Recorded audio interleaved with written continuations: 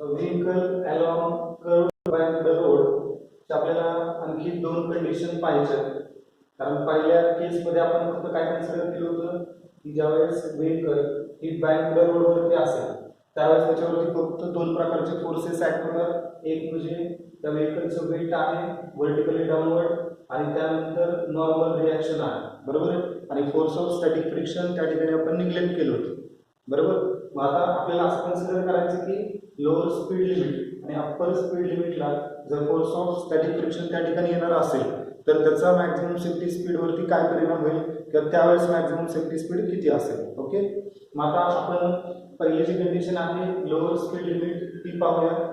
जेव्हा तुम्ही असं कन्सिडर करताय की गाडीचं स्पीड हे v1 आहे, वेलोसिटी किती आहे v1 आहे आणि त्याची value root of rg tan theta पेक्षा जर कमी असेल, म्हणजे जर समजा स्पीड कमी असेल, गाडीचं स्पीड कमी असेल तर त्यावेळेस गाडीचं स्पीड आपल्याला वळणावरती कमी करायचं असेल तर आपल्याला ब्रेक अप्लाय करावा लागेल. आणि अप्लाय केलेला जो ब्रेक आहे त्याच्यामुळे जे काही फ्रिक्शन होणार आहे, force of friction between tyres of vehicle and the surface of road which is opposite to the direction of motion. Therefore, here force of static friction is in upward direction along the road. बरोबर. आता या condition मध्ये आपण centripetal force जो आहे mv1/r तो सुद्धा root of rg tan theta पेक्षा काय लहान, बरोबर. मग ही कंडिशन घेतल्यानंतर जर समजा तुम्ही या फिगरचा विचार केला, जर विचार केला तर याच्यामध्ये आपल्याला टोटल 3 फोर्सेस ऍक्ट होताना दिसत आहेत, बरोबर. याच्यामध्ये जे 3 फोर्सेस आहेत ते 3 फोर्सेस कोणते आहेत, त्याच्यामध्ये जो पहिला आहे तो weight of vehicle mg with the weight of vehicle, बरोबर. त्याच्यानंतर जो दुसरा फोर्स आहे तो आहे force of static friction, force of static friction which is vertically upward, बरोबर, अलॉंग द रोड. व्हर्टिकली काय म्हणतात, अलॉंग द रोड म्हणतात, हे along the banked road. Vertically upward म्हणून along the banked road upward direction, बरोबर. and this force of static friction can be resolved into two components, fs cos theta and fs sin theta. fs cos theta is the horizontal component of force of static friction and fs sin theta is the vertical component of force of friction. And third one is capital N, that is normal reaction. It can also be resolved into two components, n cos theta and n sin theta. Here n sin theta is the horizontal component of normal reaction and n cos theta is vertical component of normal reaction. From figure we observe that n cos theta and fs sin theta which balances the weight mg. So we can write first point n cos theta and fs sin theta balances the weight of vehicle mg, बरोबर. म्हणून n cos theta plus fs sin theta is equal to काय असणार mg.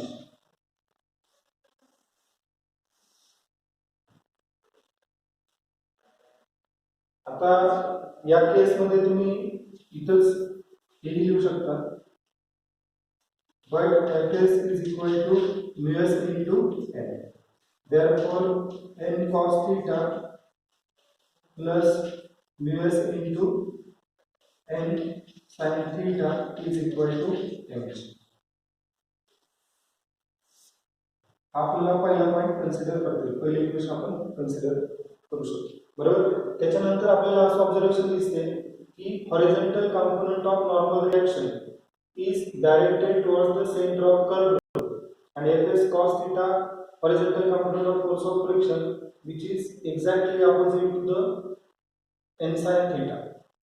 But these two forces are provided necessary centripetal force for maintaining circular motion of vehicle along the curved banked road. So we can write second point, n sin theta and fs cos theta, which is along the radius and which provided the necessary centripetal force.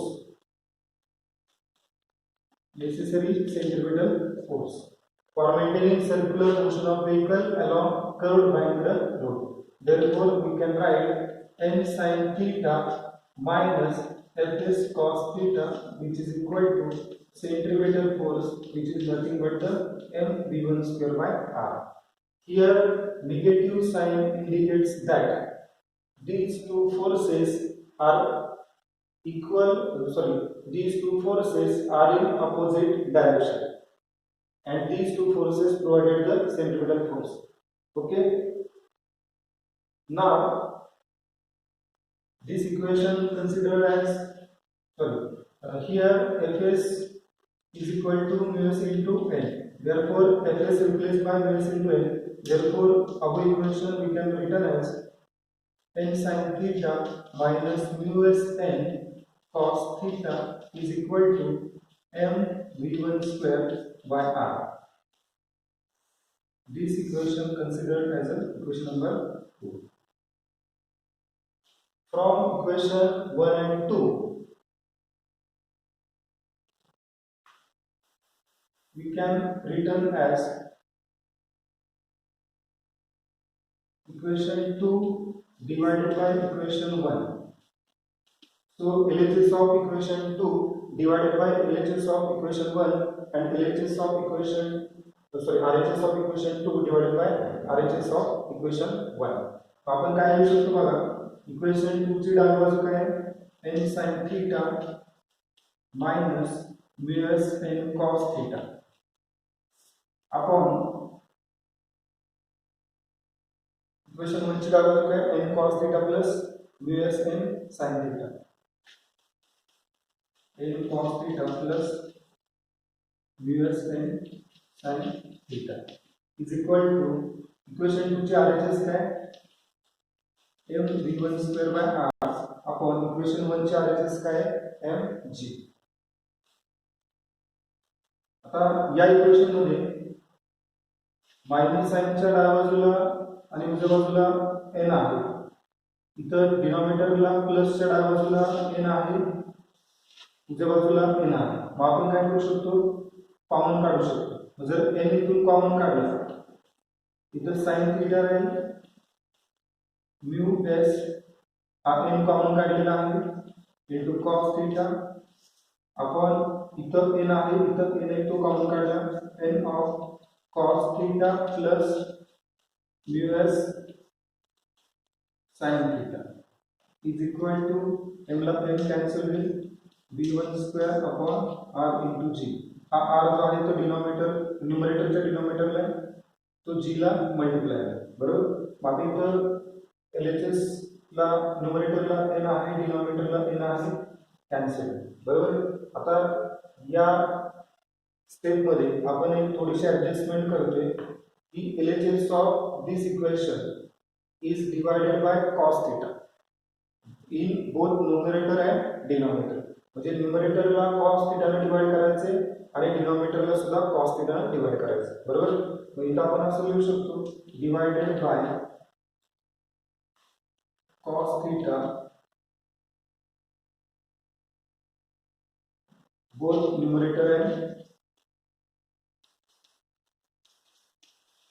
of LHS of our equation. म्हणजे अंशाला आणि छेदाला आपण cos theta काय करतोय, divide करतोय. आपल्याला ही step कशी लिहिता येईल बघा, sin theta upon cos theta, sin theta upon cos theta minus mu s into cos theta upon cos theta. हा न्यूमरेटर फक्त आपण डिवाइड केलं. बरोबर. सिमिलरली डिनॉमिनेटर सुद्धा cos theta ने डिवाइड करायला पाहिजे. cos theta upon cos theta plus हा जो म्यूएस इंटू साइन थीटा आहे त्याला सुद्धा डिवाइड करायला पाहिजे mu s into sine theta upon cos theta आणि आरएस आपले आहे असे v1 स्क्वेअर बाय आरएस. आता आपल्याला माहिती आहे sine theta upon cos theta काय असणार tan थीटा. मग tan थीटा मायनस म्यूएस कारण कॉस थीटा कॅन्सल इथे कॉस थीटा कॅन्सल डिनॉमिनेटरला काही 1 plus mu S into tan theta which is equal to v1 square by r. त्याच्यानंतर आपल्याला speed calculate करायचे म्हणल्यानंतर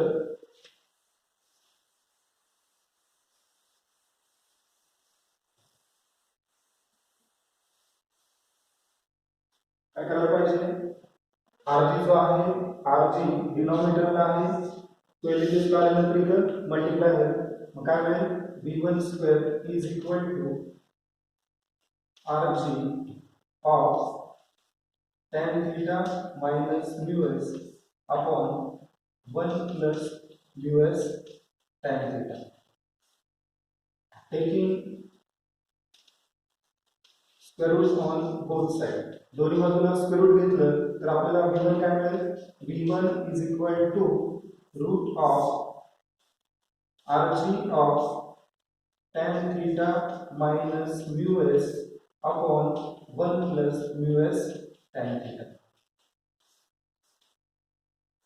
This is the maximum safety speed with which vehicle should move along a curved banked road for a lower speed limit. Okay. आता याच्यानंतर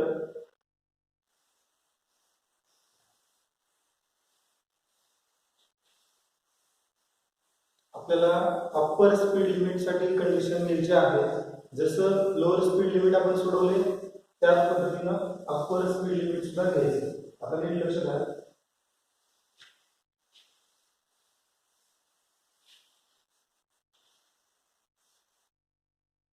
upper speed limit साठी जे या व्हेहिकलचं speed आहे ते root of rg tan theta पेक्षा हे greater आपण कन्सिडर करणार आणि सेंट्रिपेटल फोर्स सुद्धा root of rg tan theta पेक्षा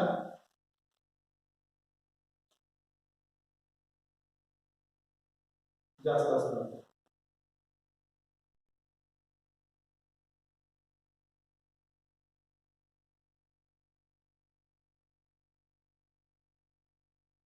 सॉरी तर root of rg tan theta जे आहे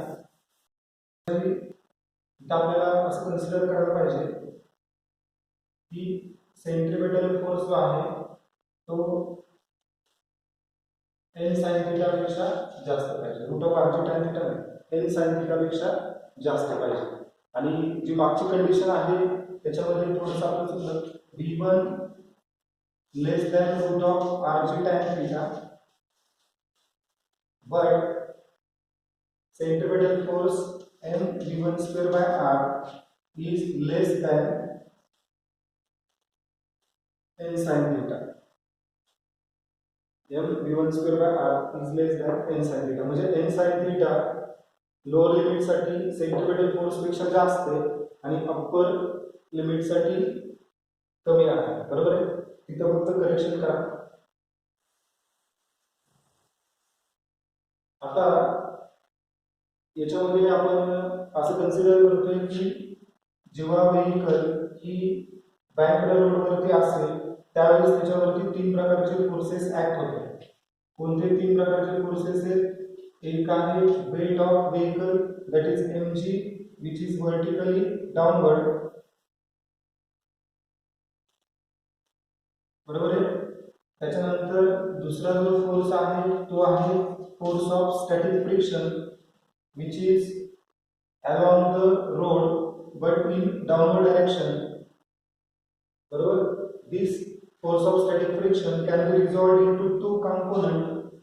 त्याचे दोन कंपोनेंट आहेत Fs cos theta which is horizontal component of force of static friction and second is Fs sin theta which is vertical component of force of static friction.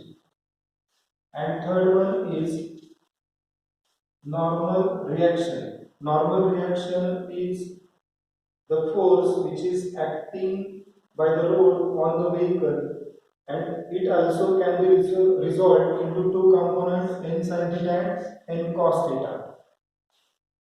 Here its horizontal component is n sin theta and vertical component is n cos theta. Now there are five forces acting on the vehicle along a curved road, which is nothing but the mg, fs cos theta, fs sin theta, n sin theta and n cos theta. From figure we observe 2 points. First point is that n cos theta balances the mg and fs sin theta. So we can write n cos theta is equal to mg plus fs sin theta. आता इथं plus लिहिलेले कारण weight आणि fs sin theta दोघांची direction same आहे, बरोबर. मग याच्यावरून आपल्याला n cos theta minus fs sin theta is equal to mg मिळेल. कारण हा प्लस fs sin theta डाव्या बाजूला आल्यानंतर काय मिळेल, मायनस मिळेल. fs is equal to µs into n. Therefore n cos theta minus µs into n sin theta is equal to mg. याला आपण इक्वेशन नंबर 1 म्हणू शकतो. हे पहिलं ऑब्झर्वेशन, बरोबर आहे. हे कसं केलं आपण, इक्वेशन कसं मिळवलंय, तर n cos theta vertically upward आहे आणि fs sin theta mg vertically downward आहे. म्हणजे दोघांची डायरेक्शन एक्झॅक्ट अपोजिट आहे आणि n cos theta म्हणजेच n cos theta हा fs sin theta आणि mg ला काय करते, बॅलन्स करते आणि त्याच्यावरून तुम्हाला पहिलं इक्वेशन मिळणार आहे. आता त्याच्यानंतर आपल्याला इथं लक्षात यायला पाहिजे की आपण इथं सेफ्टी स्पीड काढतो, म्हणजे त्या व्हेइकलची सर्क्युलर मोशन काय होत असणार आहे, मेंटेन होत असणार आहे. मग या केसमध्ये सेंट्रिपेटल फोर्स कोणीतरी ऍक्ट करत असणार आहे ज्याच्यामुळे त्याची सर्क्युलर मोशन मेंटेन होते असं आपण म्हणतोय, बरोबर आहे. For maintaining circular motion of that vehicle by the road, this centripetal force is provided by n sin theta and fs cos theta because these two forces acting along the radius and directed towards the center of curved road. कारण वळण आहे ती left side आहे, म्हणजे centre आहे या बाजूला असणार आणि हे दोन्ही फोर्सची डायरेक्शन कशी, along the radius आणि directed towards the center. So these two forces n sin theta and fs cos theta provided the necessary centripetal force. The second point आपल्याला काय मिळेल, n sin theta and fs cos theta provided centripetal force. Therefore we can write n sin theta plus fs cos theta is equal to mv2 square by r. आता इथं plus का केले, कारण n sin theta आणि fs cos theta दोघांची direction ही same आहे, बरोबर. तर तुम्हाला इथं fs ची व्हॅल्यू माहिती आहे, fs is equal to µs into n. मग हे इक्वेशन पुन्हा कसं लिहायचं आपल्याला, n sin theta plus µs into n cos theta is equal to mv2 square by r. हे इक्वेशन नंबर असेल 2, बरोबर. आता इक्वेशन 1 आणि इक्वेशन 2 चा वापर करून आपल्याला मॅक्सिमम सेफ्टी स्पीड काढता येईल. Now equation 2 divided by equation 1. मग इक्वेशन 2 ची डावी बाजू काय आहे, n sin theta plus µs n cos theta.